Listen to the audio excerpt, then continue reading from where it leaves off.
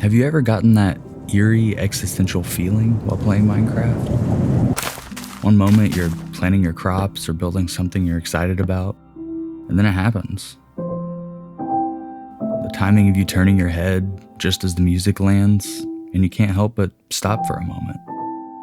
And suddenly so many feelings rise to the surface. Sometimes it's awe. Sometimes it's loneliness, fear, longing. But most of the time, it's all of them at once. What is that?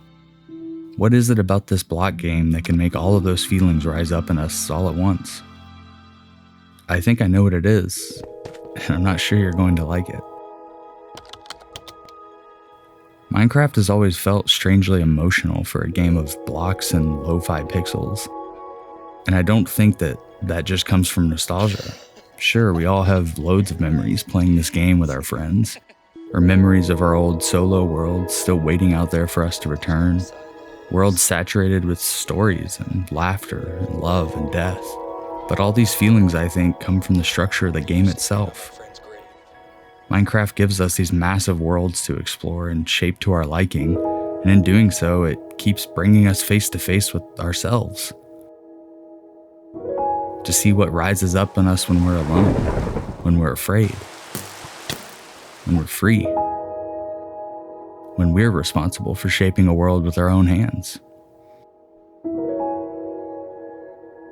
Minecraft is constantly staging encounters with things that have been hidden, buried, or pushed out of sight. And I'm not just talking about the structures. There's a strange sense in this game that this pretty vibrant world at peace is only surface level, and that something much, much deeper is embedded within it. And it's calling for us to confront it, to understand it, and to interpret it. And there's one specific recent addition to the game that I think leads straight to the heart of this. The Pale Garden is eerie in a way that feels different than other places in Minecraft. For one, it's not buried or hidden, it's exposed. Yet it feels like life is withdrawn from it. And it's the only place in the game where that music that we love drifting in on the wind falls away completely. It's silent here, like the game itself is calling us to look closer, to pay attention. This place feels eerie, yes, dangerous, sure, but I think it feels repressed, like the world itself holds its breath here. And out of that silence, Minecraft gives us something very strange. A creature that only moves when you refuse to look at it. A creature whose behavior is the exact opposite of another that's been in the game since the very beginning. But we'll get back to that later. If you turn away from the creaking, it advances, and if you face it, it stops. This doesn't just feel like a horror gimmick to me. It feels like the game itself is hinting at something here. That some things do not disappear when they're ignored. They become more powerful. This is what the creaking feels like to me. Not just a hostile mob in a block game, but a dramatization of something deeply human. Carl Jung had a word for this kind of thing. He called it the shadow. The shadow's commonly misunderstood as something evil within us, something purely negative. But it's not just cruelty or rage or the worst parts of ourselves.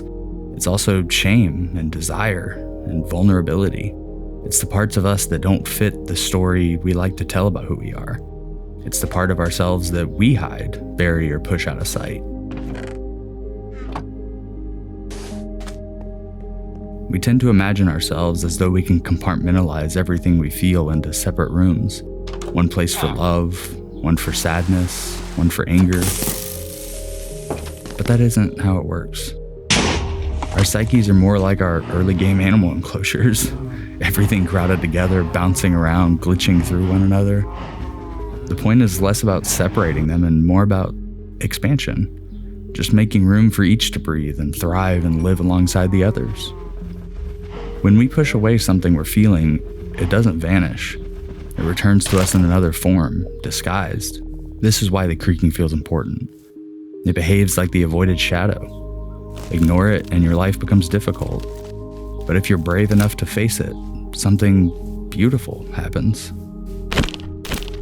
It leads you to its source, the real culprit. You can punch sadness in the face all day long and it still won't go anywhere. It's only a symptom. But confront it, and it will lead you back to the actual source of the pain. What fascinates me most is that Minecraft doesn't frame this as the end of the process.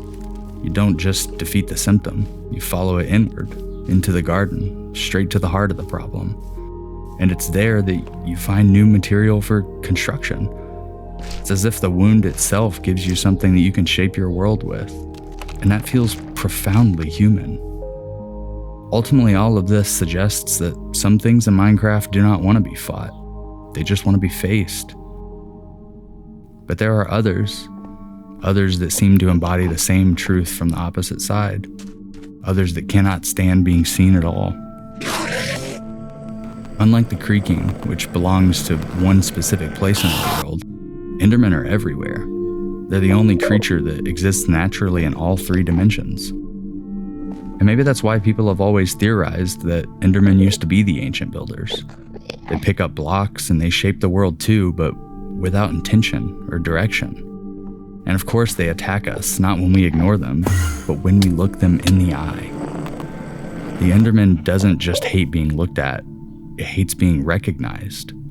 As if being truly seen is unbearable to it. As if some fragment of consciousness remains there but so dissociated and distorted that recognition itself feels like a threat.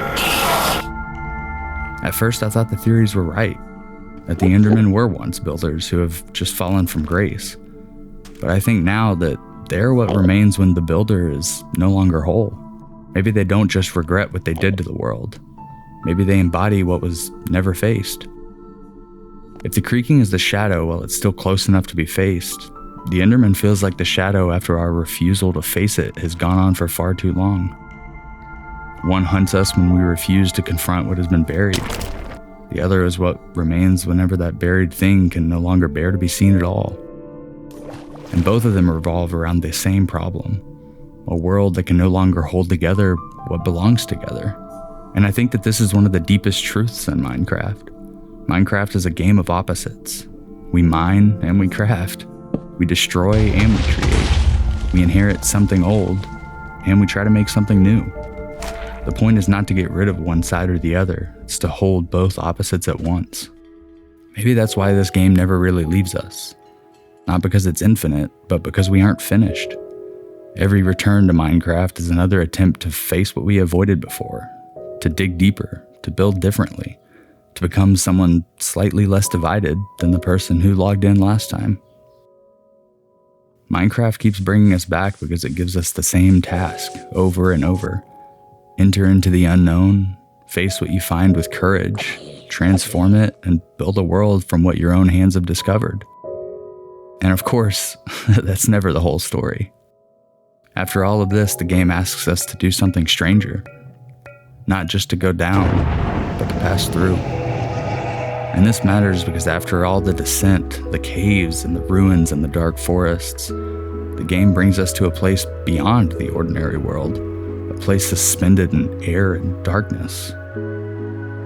And we leave the end transformed, as above, so below. We go down into what is buried, we confront what awaits us there, and somehow that path doesn't end in deeper burial, but in new height, in a new relationship to the world itself, cradling in our arms a symbol of rebirth. After all, beating the Ender Dragon isn't really the end of it all, is it? It's just a transformation into something new. And maybe that transformation isn't the point of the game. Maybe that's why these worlds affect us so deeply. Because somewhere along the way, we're changed too. Maybe that's why this game can make us feel so eerie and so alive all at once. It gives us a place where we can interact with our fear and our wonder at once. Where loneliness and beauty can live side by side. Where grief, nostalgia, creation, destruction, safety, longing, all of it can crowd into the same experience, and we can make room for them all. Not because they've been separated, but because all of these parts of ourselves have been given room to breathe. And for a moment, we feel whole.